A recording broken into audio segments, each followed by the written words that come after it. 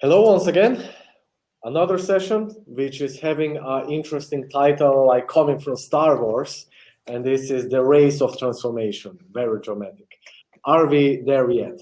And really pleasure to welcome Rorik from BMS. Hi Rorik, how are you? Hey Dario, I'm good. Yourself? Not bad, not bad. Thank you for asking. Antonio Rito from Alexion. Antonio, how are you? Very well, thank you. Nice to meet you all. Thank you. And Massimiliano Siciliano from Novartis.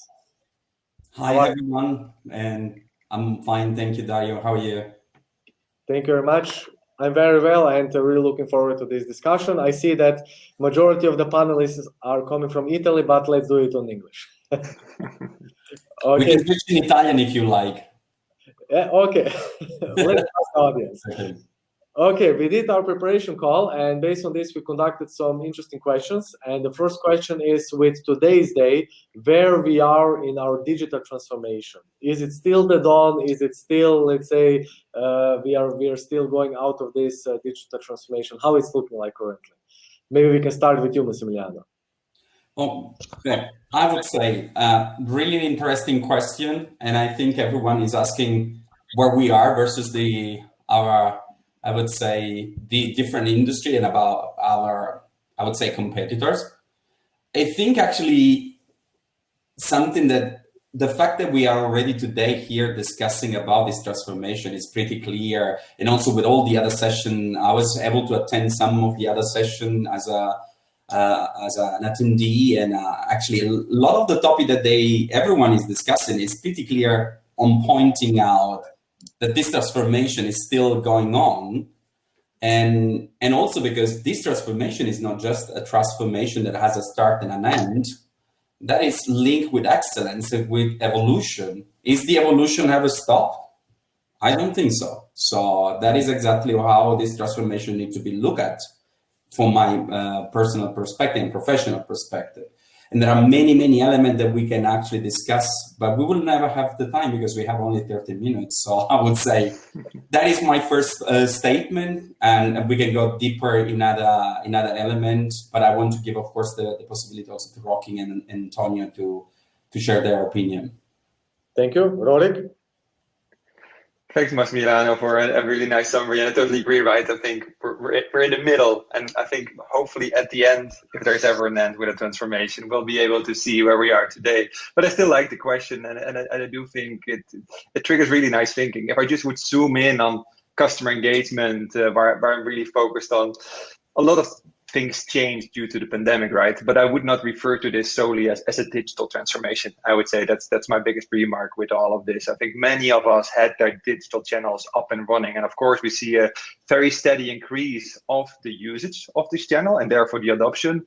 But I really think at the same time, we should be really careful about, is this really a sustainable change that we're seeing, or are we just rushing to the only channel that we might have to really keep that access? So transformation, yes, definitely.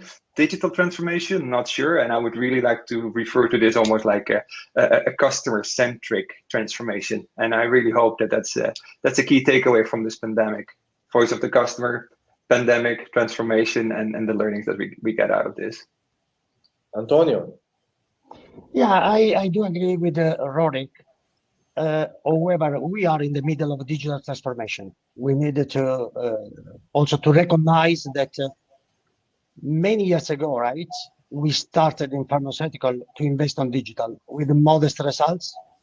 And last year, we've been forced, everybody, to think differently, to be in touch with our customers, how to support our customer-facing colleagues to be in connection with their customers.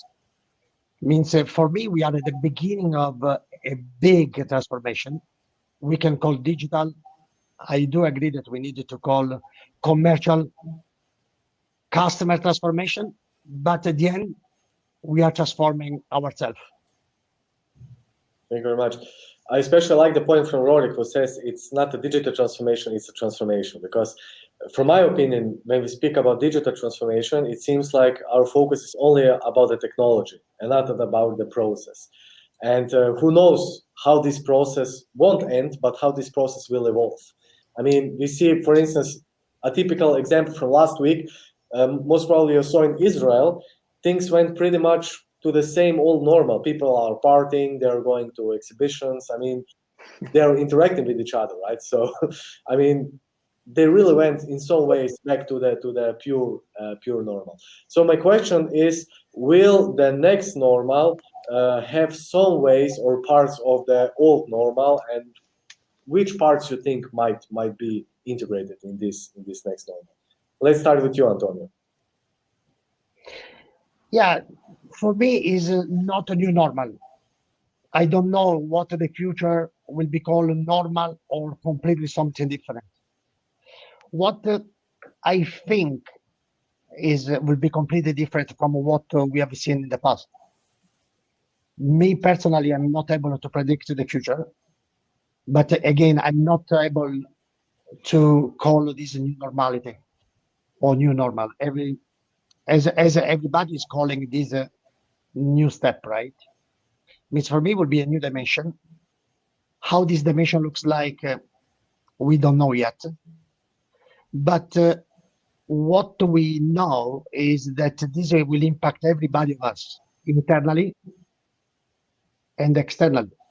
And different from the past, when I mentioned before that we invest in digital, maybe our customers were not ready to embrace our digital transformation at that time or digital activities. But now they are forced and they want to be in digital space. Means now we are all together to embrace the future, but how this future looks like depends from us and how close we will be with our customers. And thinking about the solutions to support the physicians, to support their patients.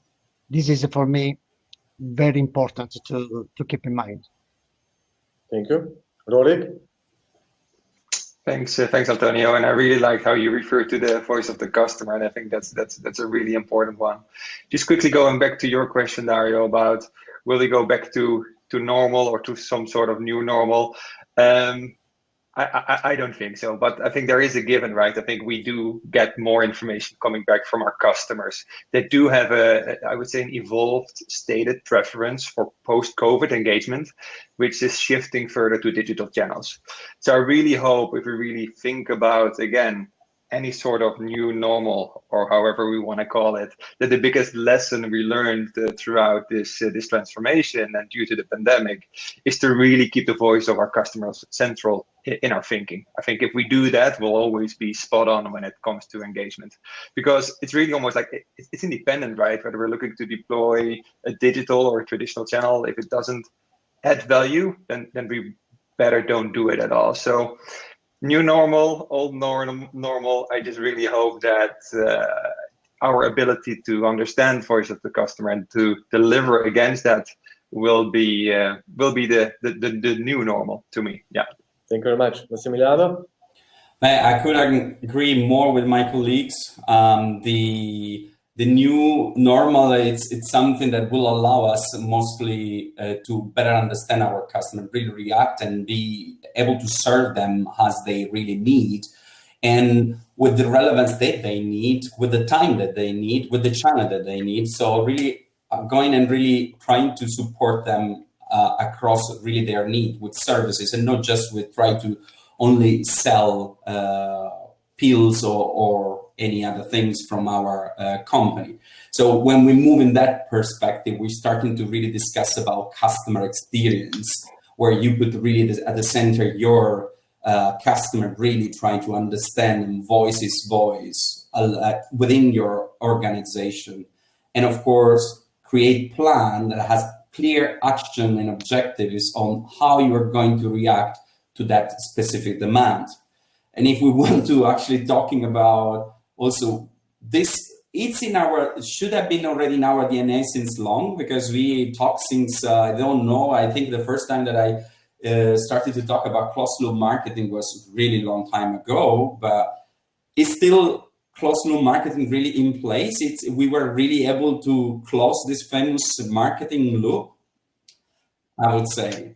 still we are working there, and actually the COVID-19 was just creating this burning platform for us to just realize that we need to move more on what our technology offer to us, not only on the professional level, but also on the private level. I think everyone has just started to use every tool that they have at their availability to connect with relatives, with colleagues, with friends. And that was a strong adoption, a strong transformation in the private sector, in the private life of all of us, not just for us that we were already using those tools, but especially for who was not at all even close to those tools. I think like grandpa or grandmother that were starting to use video calls. Definitely. Hey, if we can add something, because I like what Massimiliano is saying, the customer centricity, right? Is Rorik mentioned this before, Massimiliano is confirming, means we don't have excuse anymore. We needed to listen our customers. We needed to listen our customer-facing people because are the only one that are connected with the customers. And we needed to do something together. Means different from the past is not one-way communication, but we have the opportunity to do something different together this time with our customers in the support of their patients. I mean, listening to this conversation feels for me like our house was under fire, but we finally feel the heat, right? So, to shorten it up, right? So next question, kindly take the crystal balls which you have, and let's predict the things in the next normal. What is actually the next possible big thing in the next normal? Is this something related to technology, something related to the journey, whatsoever journey, digital journey, customer journey, whatsoever journey? So what kind of things do you see as the huge next thing which might differentiate your organization from others? Who would like to start? Rorik, let's start with you this time. Yeah, sure, Dario. I'm still thinking, what's the next big thing, right? And frankly, with the risk of sounding boring, I don't think there's the next big thing, at least not if you ask me. I think the next big thing will be those organizations who continue to be really obsessed with the voice of the customer, really understanding what they need. I think those are the customers that really thrive. And I say organization for a reason, right? Antonio, as you just said, this is not just about us in an office. This is about our sales team. This is about the enabling functions, but also our senior leadership team, who really should have that same customer obsession, as I would like to refer to that. And so, yeah, it's almost like instead of focusing on the next big thing, it's almost like bringing three important elements together. And what I always ask myself, and I think we should be asking ourselves as an industry as well, do we have the right ingredients in place to be truly customer centric? And to me, that's really three questions that I challenge myself always with as well. Do we have the right customer centric engagement model in place? And that's a model that can be fully digital if a customer wants, or if there's a product need, or it's fully face to face, right? After we're out of this pandemic, is there the right balance between push and pull, and is it integrated? So that's the first thing that I would continue to ask myself. The second one is, are we really able to see what is happening in all the different channels? So that's about the customer 360, and I heard that in the previous panel as well, Dario. I think that's still extremely important, that we all have the visibility about what's happening, but that we can also measure and demonstrate the impact that we're making, right? Because yes, the house is on fire. We might get out of it, but are we really able to change and demonstrate that we can handle a fire like this again in a very efficient way, right? The ability to measure and demonstrate the impact is equally important. And then the last thing, and I think that comes back to something we discussed in this panel, but also in the other panels, Daria, I heard that as well, is the change management. Still getting change management right is so important. Ensuring that the forced change that we're seeing right now is a sustainable one. And I would say that's my biggest question that I have when I see and when I hear the majority of the team is talking about digital transformation or transformation in general. let's make sure that we are able to drive the change in a sustainable manner, making sure that we think about the skill sets, about the capabilities, just not now, but also in the future. So the next big thing is getting these three things properly lined up and working together. Please pay attention to Lode's comment or question. Very interesting one, but very long. Please read it, and we can comment on that a little bit later. But let's move forward and coming to you, Antonio. What do you see as the next big thing in the digital transformation? Yeah, I want to take the opportunity to capitalize what Rorik said, right? In the change management, we need to think that the best investment will be on our people. There is no technology without the people. And this is is coming from my heart, right? Because if we stay close with our people and we understand what their needs are, automatically we are supporting them to figure out how they can build in their new role, right? To be more customer focused, to be in the real life, very customer centric. Now, what I think is also important is to really innovate for solution.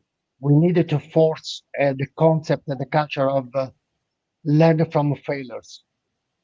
There is no innovation if we don't learn from failures, right? If we don't try, if we don't experiment, if we don't pilot. Means my question mark is how winners are the company to invest budget for failure, not for return. And to really embrace people to think out of the box. Means to be innovative, to have the freedom to put on the table new ideas, new ways of working. And only in this way we can go to the next level. And the digital is one of the opportunities that we have to go to the next level, but is not the only one. Thank you, Antonio. Massimiliano? Yeah, I agree actually about what was shared by Rorik and Antonio. Change management is a fundamental piece if you really want to bring the people of the organization and giving the why they do and the reason why they work so hard, and understanding also what means the change for them, but not only on their role, but their belief, because they need to be part of your organization. Organization is made by people, so it's not made by just the building and the infrastructure that the organization has, but are the people, the capability. There are many elements that are coming together in order to discuss about transformation.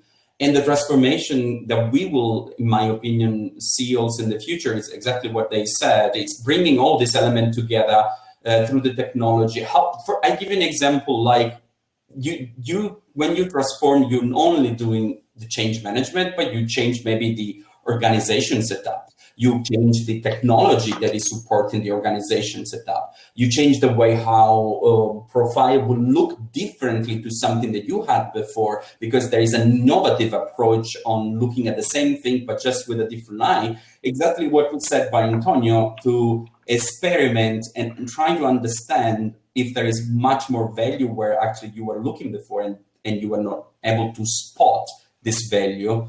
So there are too many components in the transformation, and this is also linked actually to one of the comments in the that I saw from Philip actually that I know really well.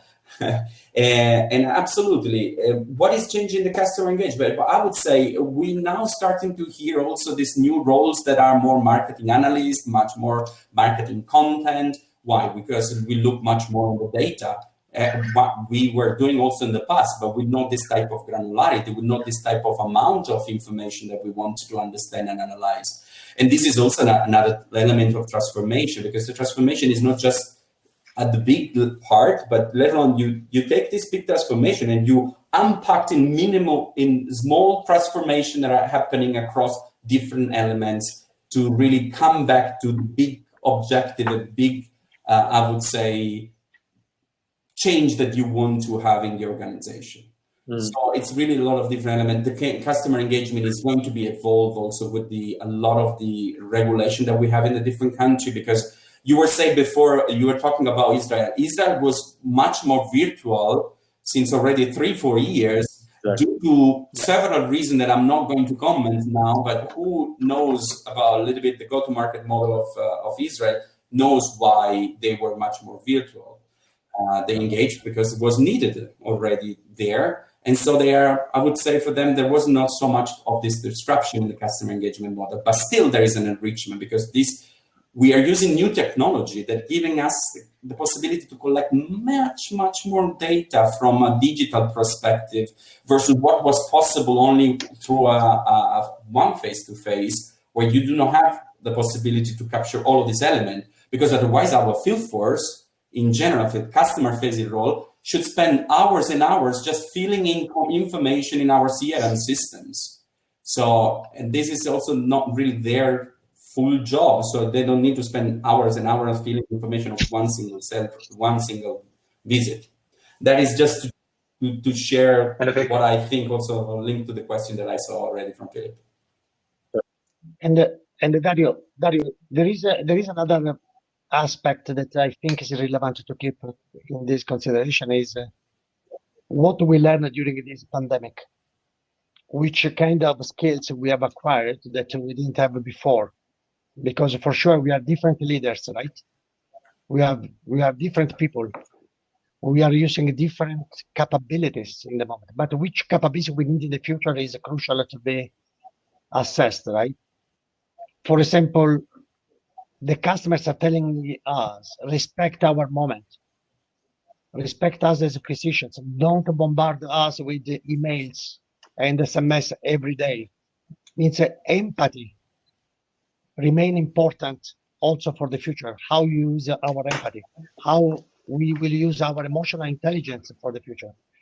Means all of these skills needed to be considered, and we needed to invest to be sure that we do the right when we contact with our customers. And Antonio, just to build on that and trying to close the loop and answer Felix's question, I think that's what we're all looking after, right? I think it's a great point about new skills and really understanding what's driving the value.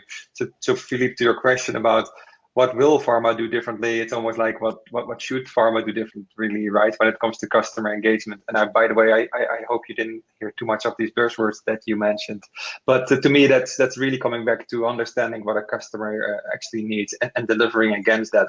And I think that should be an eye-opener for a lot of our companies, right?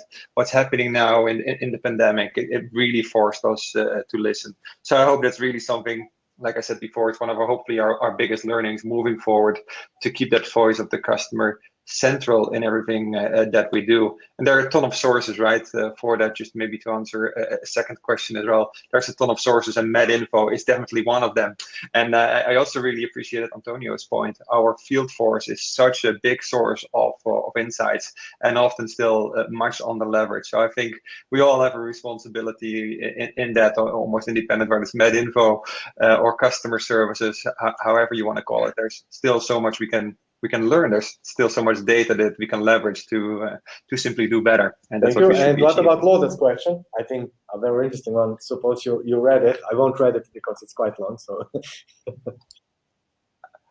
I didn't read it yet. Maybe one of the actually, other the question was, I can read it. So we always talk about the next or new normal. That word has two meanings. One, morally, that what is desired, the norm, the measures, and two, objective, statistical, the value that is most frequent in a data set.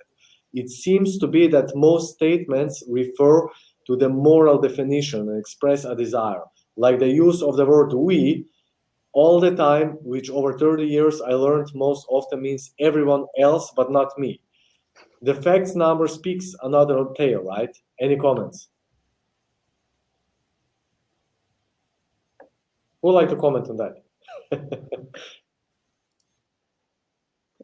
I'm still reading the question. I'm just reading it once again. So morally, what's the desire, the norm, the measure? So for me, the measure is all about, if you would set one measure, it's about customer satisfaction, right? And there is a ton of way how you can measure that as an end result or throughout the journey that we push some of our physicians through. I think we have opportunities to measure that. If you're really asking for the measure for the new normal, that could be that could definitely be one. And then thinking about that, the moral definition and express a desire. I think it's a great point when you say change everybody except me, right? I think there's a really nice illustration for that as well that we've seen all on LinkedIn by now. But that really comes back to the change management, if you ask me, and setting that right direction and a clear objective. Coming back also to what we want to measure, to your first point. So yeah, I still agree. Currently, if you look at the current facts and numbers, they do speak, maybe not another tale, but they speak definitely different tales. That's unfortunately still the reality. Yeah, I agree with Rorik. We needed to consider also internal satisfaction, right? Means we are part of the organization. Means we need to look externally, but look internally also. How our people are feeling. We needed to be optimistic. In Alexion, for example, we branded all of these activities as glass half full attitude. And beyond the digital is a mindset. We were not prepared to embrace this unprecedented time, right? And we are here. And we are projecting the future. Means this is a unique opportunity to measure our future. Means the measurement is satisfaction of our customers. I fully agree with Rorik.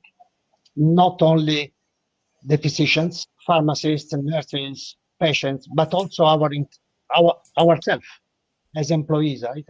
As people belonging to an organization. Means we move together, and if we go together somehow, we need to measure if we are going in the right direction or not. And we needed to learn from each other all the time. We don't have the magic solution all the time. Thank you. Massimiliano, final words? Yeah, I would say I agree on the measurement and the fact that data set can be a value and we should listen to our customer. But with all this information that we try to get from our customers, and when I talk about customer, I mean really everyone, not just SAP, but Bayer, policymaker, really everyone that we are actually in touch with. We should look on satisfy our customers, as I said before, because I think that is the core of now. But we should look also in the future in the sense that we should try to anticipate what, with all of this infrastructure, with also all of the evolution regarding also the skill of our customers, because we should remember that this world was changing the skill of everyone. And so also our customer now has different skill, different needs, different upskilling needs. That is exactly what I want to point out. But also they are much more, at least in some country, on the majority of the country, share more information that give us the possibility also to anticipate what could be the services or the information that you can send to them without even that they ask you. And I make an example of who was anticipating the time really often. Steve Jobs was doing a really amazing transformation in our world, exactly anticipated the needs of our customer. Thinking obsessively about customer experience, but still looking at the future on what all of this experience and this feedback could bring as a value, not just now, but for the next future. Okay, thank you very much, gentlemen. Great discussion. My key learnings, which are also, by the way, the learnings of the whole conference, this is transformation, not digital transformation. Customer experience, definitely focus on. Ask your customer or the voice of the customer. Hybrid model for sure, and actually change management. If you don't have it, then of course everything just falls in water. Great summary, Dario. And the last one, don't leave the people behind. Fully. Thank you very much, Antonio, Massimiliano, and Rorik. It was a great pleasure. Take very good. Thanks all. Hopefully, and eventually we see each other one day in Dubrovnik. Thank you very much. Hopefully. Thanks, Dario. Thanks all. Bye-bye.